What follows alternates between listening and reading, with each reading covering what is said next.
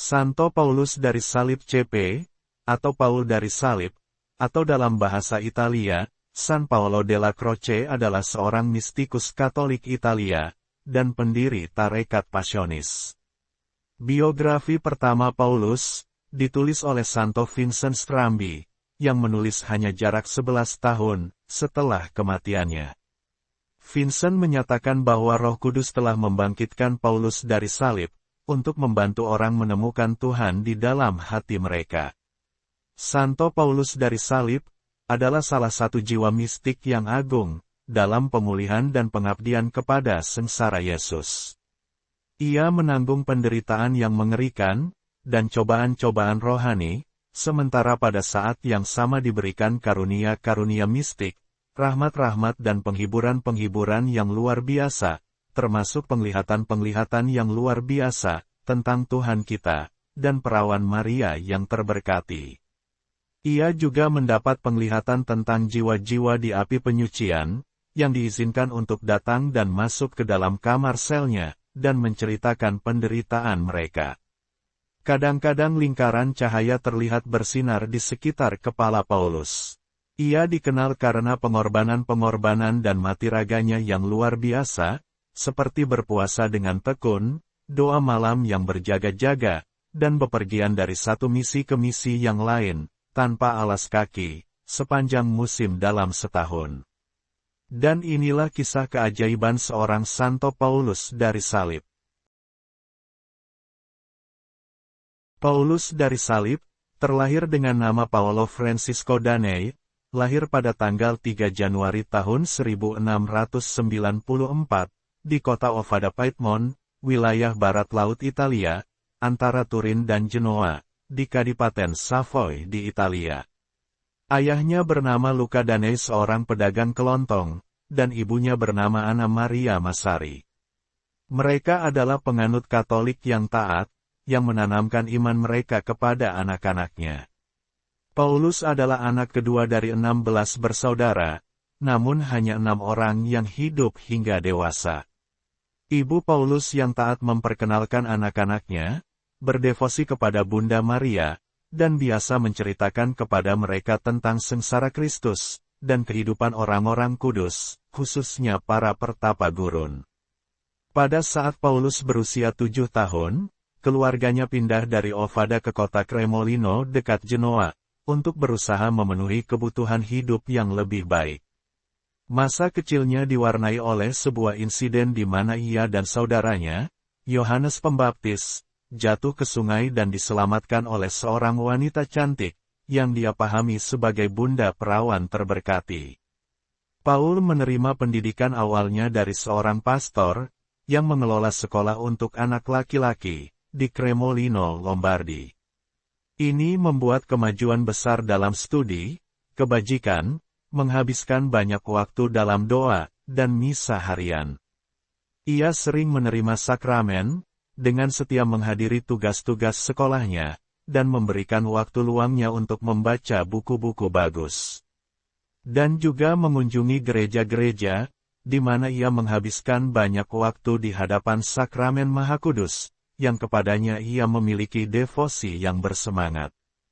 Pada usia 15 tahun, ia meninggalkan sekolah dan kembali ke rumahnya di Castellazzo, dan sejak saat itu hidupnya penuh dengan cobaan. Pada tahun-tahun awalnya dia mengajar katekismus di gereja-gereja dekat rumahnya. Pada usia 19 tahun, Paulus mendengar khotbah dari pastor parokinya. Saat itu tiba-tiba cahaya yang jernih bersinar dalam jiwanya yang menerangi kedalaman kesengsaraannya. Ini juga karena pengaruh bacaannya, risalah tentang kasih Allah, karangan Franciscus de Sales, dan arahan yang diterimanya dari para imam Ordo Kapusin, yang tertanam dalam keyakinannya seumur hidup, bahwa Allah paling mudah ditemukan dalam sengsara Kristus. Pada tahun 1715, saat usianya 21 tahun, Paulus meninggalkan pekerjaannya, untuk bergabung dalam Perang Salib. Paus Clement ke-11 mendorong para pemuda untuk membantu Republik Venesia, dalam perangnya melawan Kekaisaran Ottoman. Suatu hari, saat menunggu penempatan sebagai prajurit, ia memasuki sebuah gereja di kota Krema, di mana Tuhan dengan jelas dan tegas menyatakan kepada Paulus, bahwa pertempuran yang Tuhan panggil untuk dia hadapi, memiliki tujuan yang jauh lebih tinggi dan lebih mulia. Dia menyadari bahwa kehidupan seorang prajurit, bukanlah panggilannya, dia pun kembali pulang. Dalam perjalanan pulang, ia berhenti di Novello, di mana ia membantu pasangan tua yang kaya raya tapi tidak memiliki anak, hingga akhir tahun 1716. Mereka menawarkan Paulus untuk menjadikannya ahli waris mereka, tetapi dia menolaknya. Pamannya, Pastor Christopher Danei, mencoba mengatur pernikahan, tetapi Paulus tidak punya rencana untuk menikah. Ketika pamannya meninggal, ia hanya menyimpan breviarium atau buku liturgi milik pamannya tersebut untuk dirinya sendiri. Pada usia 24 tahun, Paulus terpilih sebagai ketua persaudaraan di lingkungan tempat ia memberikan nasihat rohani. Dia juga mengajar katekismus kepada anak-anak, dan membentuk perkumpulan pemuda untuk membahas iman, khususnya sengsara Kristus, yang mengilhami banyak dari pemuda ini untuk memasuki kehidupan religius. Paulus juga mulai merawat orang miskin dan lemah, menunjukkan banyak pengabdian kepada mereka yang sedang sekarat, dan memastikan bahwa mereka menerima pemakaman yang layak. Pada tahun 1719 di usia 25 tahun, Paulus diberi penglihatan mistis tentang cambuk, yang tertulis kata, kasih, di setiap talinya. Paulus memutuskan untuk mempersembahkan dirinya dan hidupnya kepada Tuhan. Tuhan memberinya karunia karisma yang luar biasa. Dia diberi kemampuan untuk membaca jiwa, dan memberitahu para peniten tentang dosa-dosa mereka, yang menuntun pada pertobatan dan pengakuan dosa. Paulus akan mengubah orang-orang muda yang tidak mau meninggalkan dosa-dosa mereka. Ia menubuatkan nasib mereka jika mereka tidak bertobat. Dan nubuatannya selalu menjadi kenyataan, sehingga membuat orang takut dan kagum kepadanya, juga menganggapnya sebagai orang suci yang hidup. Tahun 1720, di usia 26 tahun, Paulus diperkenalkan kepada 3 pembimbing rohani baru yang sangat membantunya. Suatu hari, ketika Paulus kembali dari gereja, ia mendapat penglihatan. Dia tiba-tiba melihat dirinya mengenakan jubah dengan salib putih di dada, yang di bawah salib itu juga tertulis nama kudus Yesus, dengan huruf berwarna putih. Di waktu yang lain, Paulus mendapat penglihatan tentang Bunda Maria yang mengulurkan jubah kepadanya, dengan kata-kata, Jesu Expipatio, yang berarti, sengsara Yesus Kristus. Beberapa waktu kemudian, perawan Maria yang terberkati menampakkan diri kepada Paulus lagi, mengenakan jubah yang telah ia perlihatkan kepada Paulus sebelumnya. Anakku, kau lihat bagaimana aku berpakaian duka. Itu karena sengsara yang menyedihkan dari putraku terkasih, Yesus. Kau harus mendirikan jemaat, di mana semua anggotanya akan mengenakan pakaian hitam, dan terus-menerus berduka atas sengsara dan kematian putraku terkasih. Ucap Bunda terberkati. Paulus menceritakan semua hal ini kepada uskupnya. Atas saran dari pembimbing rohaninya, uskup setuju bahwa inspirasi dan penglihatan ini datang dari Tuhan. Segera setelah itu, Paulus mengucapkan selamat tinggal kepada keluarganya. Dia pergi ke kapel pribadi uskup, mengenakannya jubah hitam tapi tanpa lambang di dada, yang nantinya akan menandai kongregasi Pasionis. Pada tanggal 22 November tahun 1720, Paulus ditabiskan dalam jubah Pasionis oleh Monsignor Gattinara, Uskup Alessandria. Tanggal 22 November hingga tanggal 1 Januari tahun 1721, Uskup memerintahkannya untuk menulis aturan kongregasi barunya. Paulus menulis aturan tersebut selama retret 40 hari, di gereja Saint Charles, Castellazzo. Uskup pun menyetujui aturan tersebut untuk kongregasi diosesan baru, orang-orang miskin Yesus. Pada September tahun 1721, Paulus mengucapkan kaul di Basilika Santa Maria Maggiore, untuk mengabdikan dirinya untuk mengingat kenangan akan sengsara Yesus Kristus. Dari tahun 1722 sampai tahun 1725, Paulus dan saudaranya yang bernama Yohanes Pembaptis tinggal di 3 pertapaan berturut-turut, masing-masing menjadi rumah pasionis retret, pertama di Monte Argentario, kemudian Gaeta, dan yang ketiga adalah Itri. Paulus mulai mengajar katekismus atas perintah uskup, dan kemudian mulai berkhotbah. Khotbahnya menarik banyak orang, dan banyak pertobatan. Ada banyak mukjizat terjadi, penduduk kota mulai berpaling dari dosa, dan sengsara Kristus selalu ada di bibir Paulus. Pada tahun 1726, Paulus dan Yohanes saudaranya pergi ke Roma dan tinggal di rumah sakit Santo Gallican, tempat merawat orang-orang yang menderita dan sekarat. Pengalaman penderitaan yang hebat ini menjadi sumber inspirasi utama mereka, untuk kehidupan ke depannya nanti. Kardinal yang mengawasi rumah sakit tersebut sangat menyayangi Paulus dan Yohanes saudaranya. Suatu hari, kardinal tersebut memberitahu mereka bahwa, mereka harus ditahbiskan menjadi imam. Kardinal memerintahkan mereka untuk mempersiapkan diri, untuk ditahbiskan sebagai bentuk kepatuhan. Selama beberapa bulan berikutnya, mereka mempelajari teologi secara intensif di bawah bimbingan seorang Fransiskan, dan ditahbiskan menjadi imam pada tanggal 7 Juni tahun 1727, di Basilika Santo Petrus di Roma, oleh Paus Benediktus ke-13. Selama 15 tahun berikutnya, Pastor Paulus merawat orang sakit, berkhotbah tentang misi, dan menjalani kehidupan doa yang mendalam, membiarkan Tuhan melakukan banyak mukjizat melalui dirinya. Secara perlahan, banyak orang yang bergabung dengannya dan dengan saudaranya. Pada tahun 1741, Paus Benediktus ke-14 memberikan persetujuan akhir terhadap aturan mereka, mendirikan mereka sebagai kongregasi para pendeta tak berkasut, salib suci, dan sengsara Tuhan kita Yesus Kristus, yang disebut Pasionis. Sejak saat itu, Pastor Paul dan para pasionis terus bertumbuh. Pada saat kematiannya pada tahun 1775, ada ratusan saudara dan imam yang mengabdikan diri pada kehidupan doa, dan khotbah yang berpusat pada sengsara Kristus.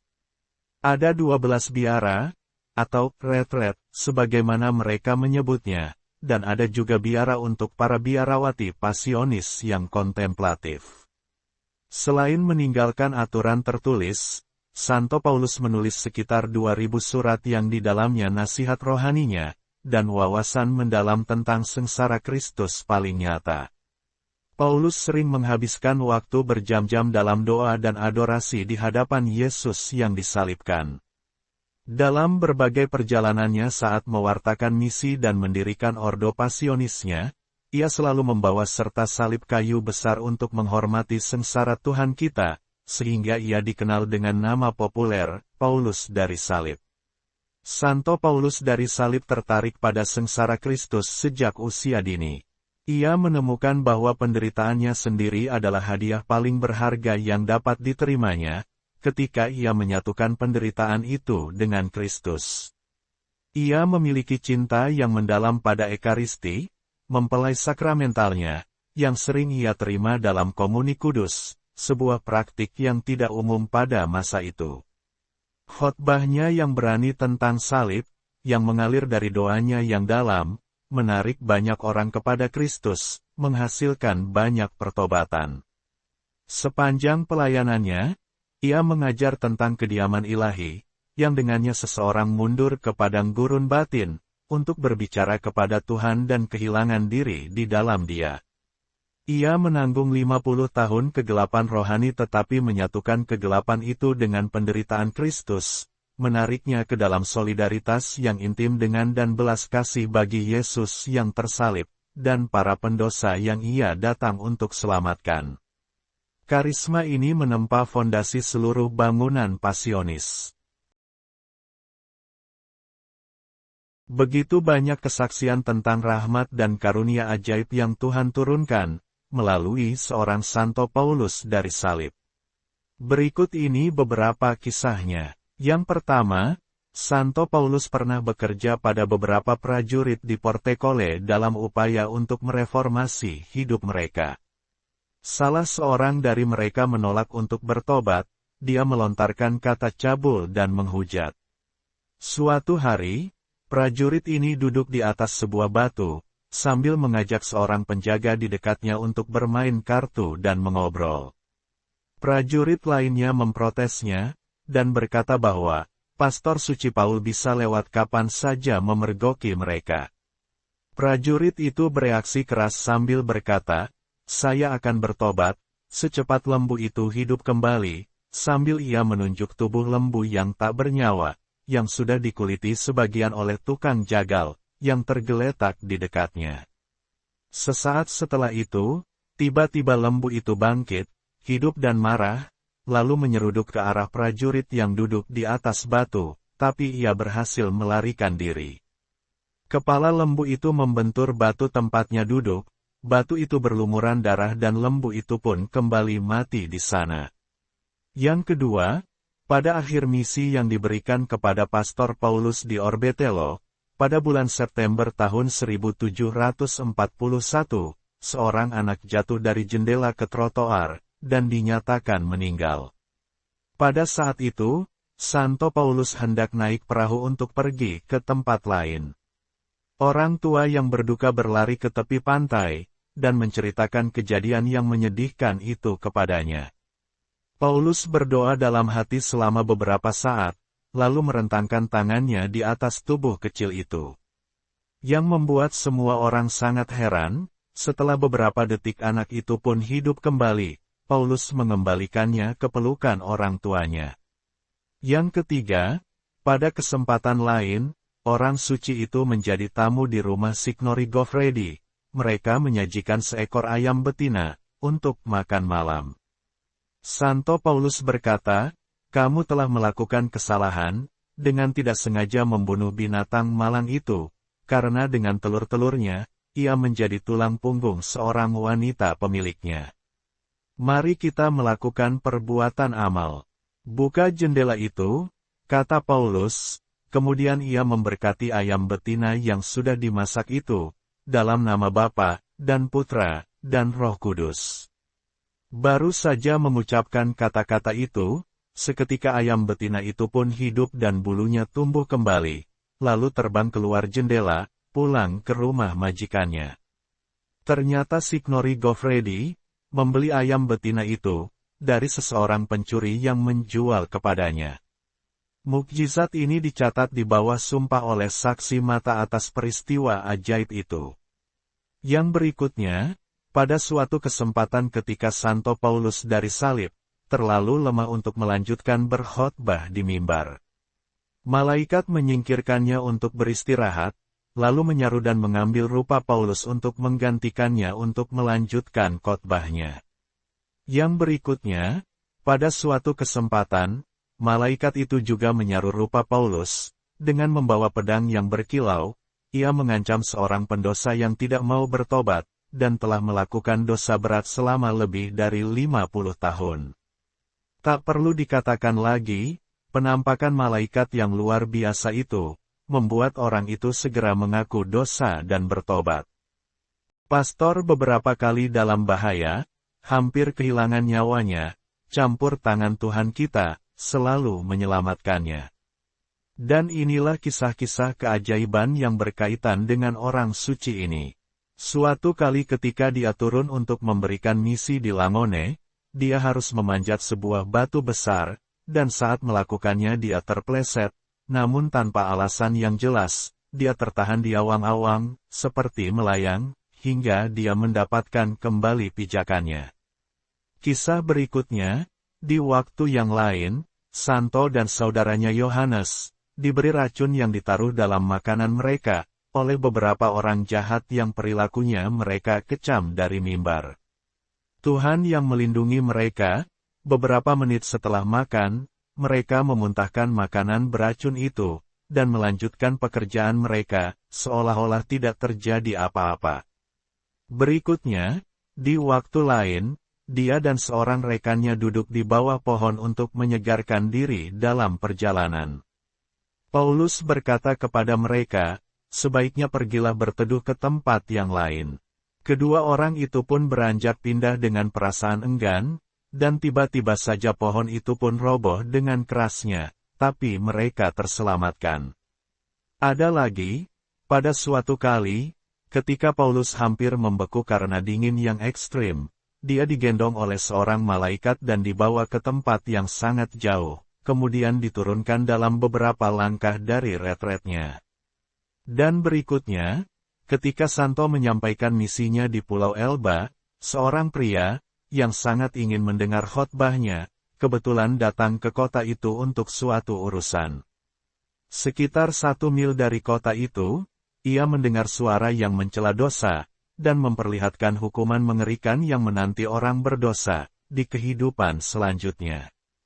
Kata-kata yang mengejutkan itu terngiang di benaknya, dan ketika ia tiba di kota itu, ia mendapati bahwa misionaris terkenal itu baru saja menyelesaikan khotbahnya tentang dosa. Mendengar itu ia pun langsung pergi ke gereja dan berdamai dengan Tuhan.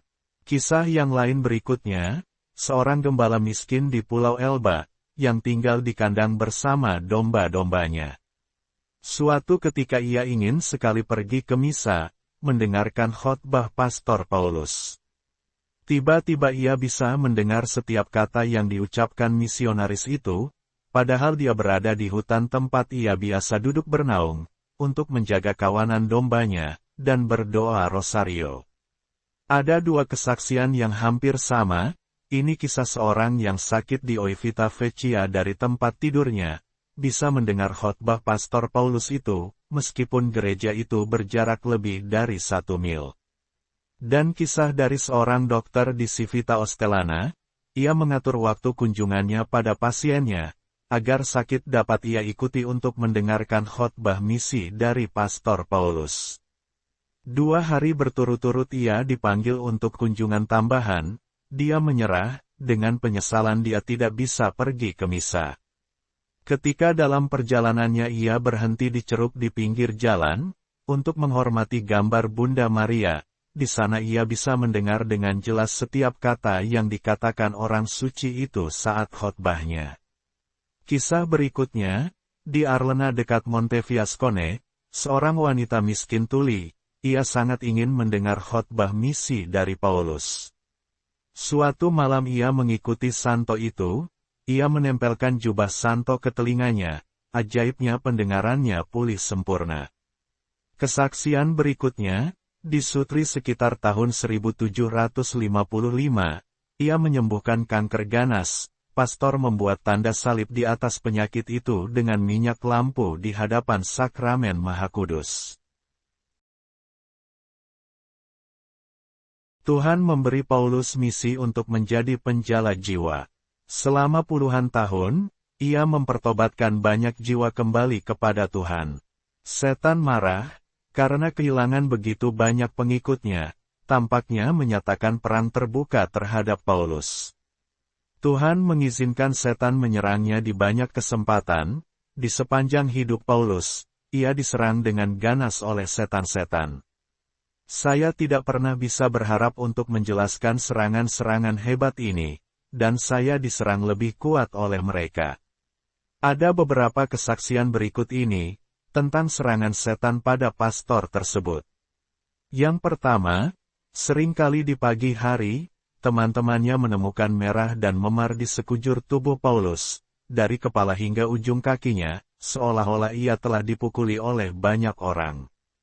Di waktu lain, iblis berusaha mengganggu kehidupan doanya, dengan membuat suara-suara aneh di kamarnya, dalam upaya mengganggu doa atau tidurnya.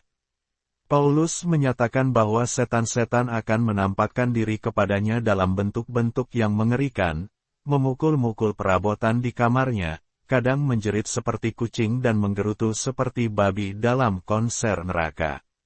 Ada sebuah kejadian yang menimpa Paulus, pada tahun 1770, dia terserang penyakit aneh. Para dokter tidak dapat menemukan sumbernya. Paulus kemudian berkata, "Penyakitku bukanlah kasus medis, karena penyakitku disebabkan oleh setan." Di lain waktu selama sakitnya, dia terbaring di tempat tidurnya, setan datang ke kamarnya dan menyeretnya dari tempat tidur keluar, kemudian memukulinya dengan mengerikan, sambil berkata, "Nah, kamu datang untuk menggangguku, dan kamu telah merampok banyak jiwaku. Anggap saja ini sebagai upah dari jerih payahmu." Dan kemudian setan itu pun menghilang untuk sementara waktu. Selama sakitnya yang terakhir, 7 setan datang ke kamarnya, menampakkan diri sebagai dokter. Mereka memeriksanya secara profesional, dan kemudian memberikan pendapat bulat yang menyatakan bahwa ia tidak akan hidup lebih dari beberapa hari lagi. Mereka juga menambahkan bahwa, saudaranya Pastor John Baptist yang telah lama meninggal, menampakkan diri kepada jiwa yang suci malam sebelumnya, dan telah menyatakan hal yang sama. Menyadari upaya tipu daya musuh, Paulus dengan tenang menjawab bahwa dokternya sendiri telah mengatakan hal itu kepadanya, dan ia tidak melihat perlunya kesepakatan pendapat orang datang ke sini tanpa diundang. Jawaban ini membingungkan setan-setan itu, dan mereka pun langsung menghilang. Suatu kali, ketika santo itu kembali ke biaranya di Monte Argentario, seluruh pasukan setan menemuinya, menyiksa serta memukulinya hingga hampir mati. Pada beberapa kesempatan ketika orang-orang yang kerasukan dibawa kepadanya, ia akan mengalungkan rosarionya di leher mereka, dan berkata bahwa iblis akan lari dari rosario perawan terberkati ini. Yesus Tuhan di sini membiarkan setan atau iblis menyiksanya, guna untuk memurnikan Paulus, dan menariknya agar semakin dekat dengan diri Tuhannya. Paulus seringkali melihat jiwa-jiwa yang menderita di api penyucian. Mereka diizinkan oleh Tuhan untuk datang ke kamarnya, dan menceritakan apa yang harus mereka tanggung, dan memohon doanya. Kadang-kadang ia merasa terganggu, karena telah melampaui batas-batas yang ditetapkan. Tetapi suatu hari malaikat pelindungnya menghiburnya, dengan membawanya secara rohani ke api penyucian selama beberapa menit, lalu membiarkannya mengalami apa yang harus diderita oleh jiwa-jiwa suci di sana. Setelah rahmat yang luar biasa ini, ia melakukan tindakan yang memuaskan, yang bisa dilakukannya untuk jiwa-jiwa yang malang ini, dan mencoba menjadi contoh buat saudara lainnya. Satu kasus, yang tercatat dalam kisah hidupnya, yang memberi kita gambaran tentang kemanjuran perantaraannya, dalam kisah berikut ini. Ada seorang pastor yang sangat dihormati oleh santo itu, dan dalam persahabatannya yang suci, ia menasihatinya untuk memperbaiki beberapa kesalahan kecil yang sering dilakukannya. Suatu malam, ketika santo itu baru saja beristirahat, ia mendengar ketukan di pintunya, karena mengira itu adalah iblis yang datang, ia tidak membukakan pintunya dan membiarkannya. Ketika ketukan itu diulang 3 kali, ia menyadari bahwa itu pasti tamu yang berbeda. Ketika dia membukakan, ternyata itu adalah seorang imam temannya yang baru saja meninggal. "Aku datang untuk memberitahu Anda, bahwa aku telah dikutuk ke api penyucian karena kesalahan-kesalahan yang Anda ajarkan kepadaku. Oh, betapa menderitanya aku merasa sudah meninggalkan dunia ini, 1000 tahun lamanya." Paulus melihat arloji, padahal dia baru saja meninggal 1/4 jam yang lalu. Hamba Tuhan itu mulai berdoa, melakukan pertobatan, menawarkan segala macam pengampunan dosa dan mati raga bagi jiwa sahabatnya itu, hingga menjelang fajar. Saat fajar keesokan harinya ia mempersembahkan misa untuk peristirahatannya, dan tepat setelah ia memakan hosti kudus, ia melihat jiwa pastor sahabatnya itu pergi dengan gembira menuju surga. Pada awal tahun 1775, kesehatan Paulus dari hari ke hari mulai melemah. Meski tubuh yang tua itu melemah, tetapi jiwa Santo Paulus makin kuat. Menjelang malam tanggal 18 Oktober tahun 1775, ia pun meninggal dunia, pada usia 81 tahun, 9 bulan, dan 15 hari. Demikianlah jiwa pendiri suci para pasionis itu meninggal dunia. Pada malam tanggal 19 Oktober cetakan diambil dari wajahnya. Jenazah yang dihormati kemudian ditempatkan di sebuah peti mati, dan dibawa ke sebuah ruangan kecil di bagian bawah basilika. Jenazah ditemukan lentur seperti saat ia masih hidup, bau harum tercium darinya, dan nama suci Yesus ditemukan terukir di atas jantungnya. Semua orang terpesona oleh keindahan wajahnya, tidak seperti yang pernah mereka lihat sebelumnya, itu adalah pancaran cahaya surgawi. Keesokan paginya tanggal 20 Oktober gereja kembali penuh sesak, dan orang-orang sangat kecewa karena mendapati jenazah telah dipindahkan ke dalam peti. Pada malam tanggal 21 Oktober Monsignor Marcucci dan wakilnya mengawasi pemindahan peti jenazah ke dalam kotak timah, yang disegel seperti yang pertama. Kemudian peti jenazah ditempatkan di kotak kayu lain, dan disimpan di sebuah ruangan di bawah tempat di mana sebuah prasasti dibuat, untuk menghormatinya. Jenazah suci Santo Paulus dari salib tetap berada di sana sampai beatifikasinya ditetapkan pada tahun 1852. Jenazah kemudian digali dan dibawa ke seorang seniman ahli yang merangkainya, dan meletakkan topeng kasakawat di atas tengkoraknya. Setelah dikenakan jubah pasionis, jenazah itu ditempatkan di bawah altar khusus, yang didedikasikan untuknya di Basilika Santo Petrus dan Paulus di Roma. Pada tanggal 7 Januari tahun 1777, proses kanonisasi dibuka, yang luar biasa hanya 2 tahun setelah kematiannya. Pada tanggal 22 Desember tahun 1778, biografi pertama dari banyak biografi Paulus dari salib ditulis oleh sahabat pasionis, Santo Vincent Strambi.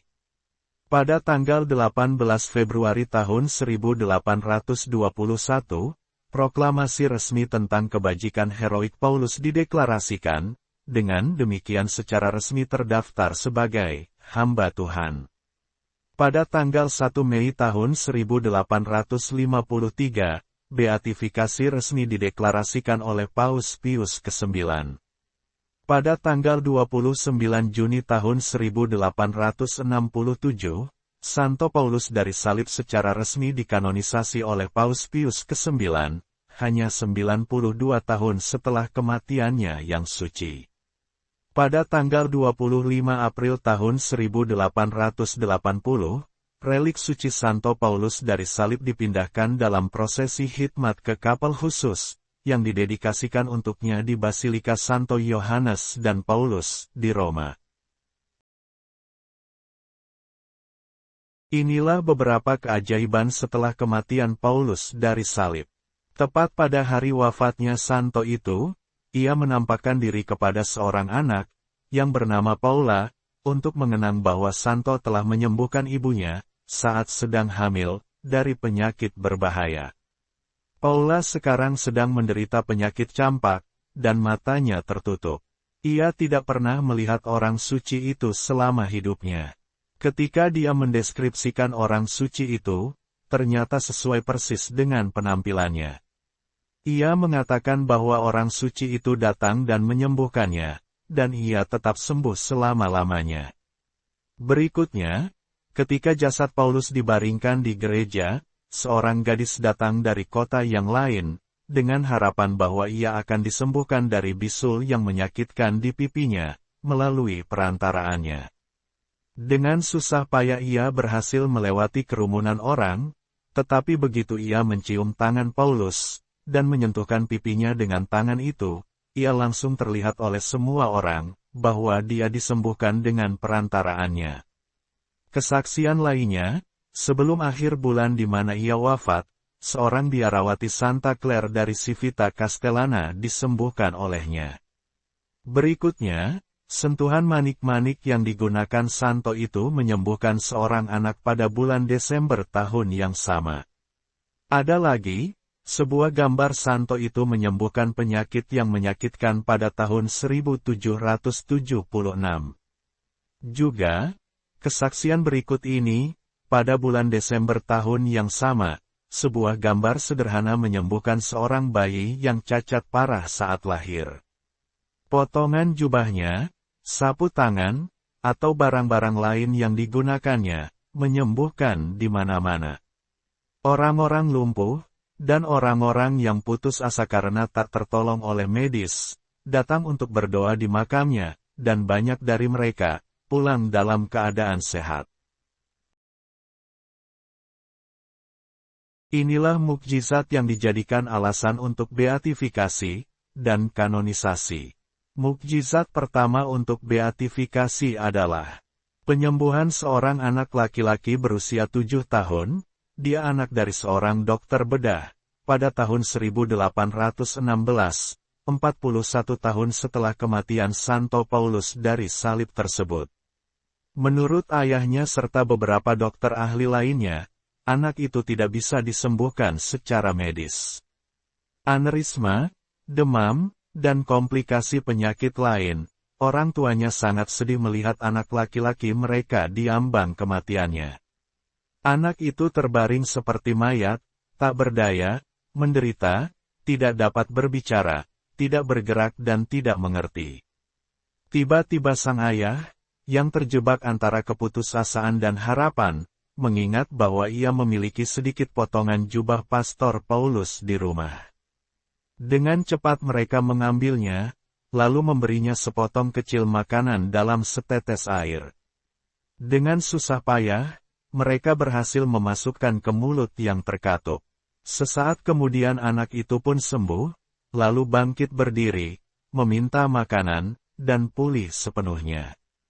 Yang kedua adalah penyembuhan kanker di payudara seorang wanita muda sederhana, yang lebih memilih mati daripada menjalani operasi, yang dianggap perlu oleh dokternya.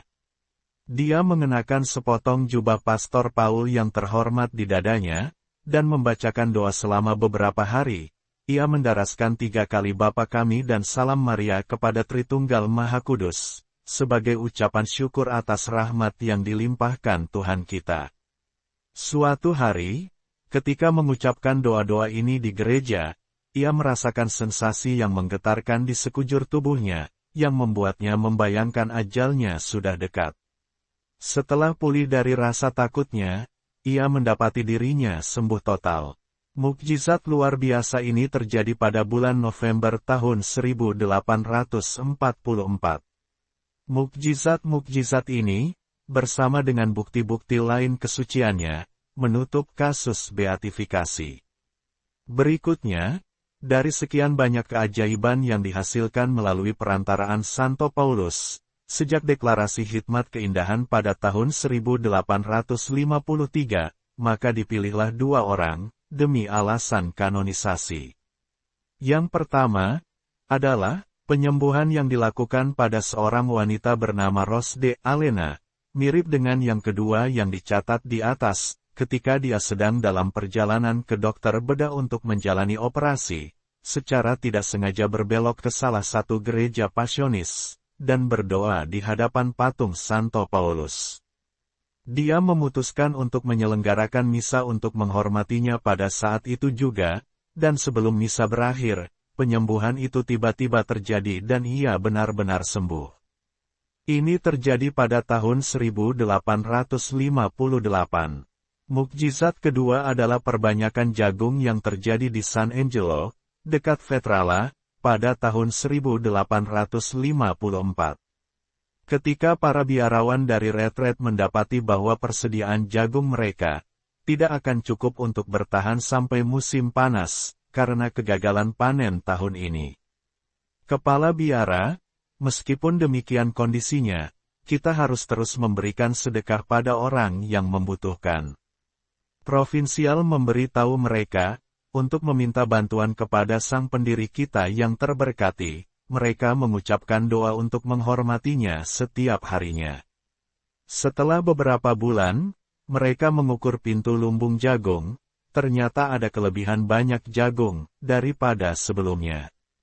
Padahal mereka sudah memberi makan 36 biarawan, dan banyak pengunjung, serta orang miskin, selama beberapa bulan terakhir ini. Demikianlah kisah Santo Paulus dari salib. Orang suci yang luar biasa, penuh pengabdian dan cintanya kepada Tuhan kita Yesus Kristus. Dan Bunda Suci Perawan Maria, Santo Paulus dari salib, seorang mistikus Katolik yang luar biasa, penuh karunia dan rahmat ajaib, yang Tuhan kita berikan melalui tangannya. Semoga kisah ini bisa menginspirasi kita, untuk selalu taat dan mencintai Tuhan kita secara penuh, dan semoga juga bisa menambah pengetahuan rohani kita sebagai umat Katolik.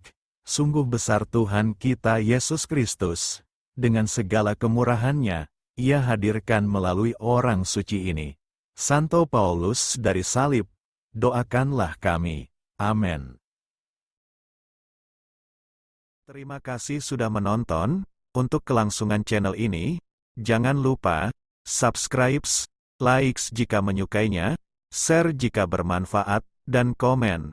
Tuhan Yesus memberkati. Amin.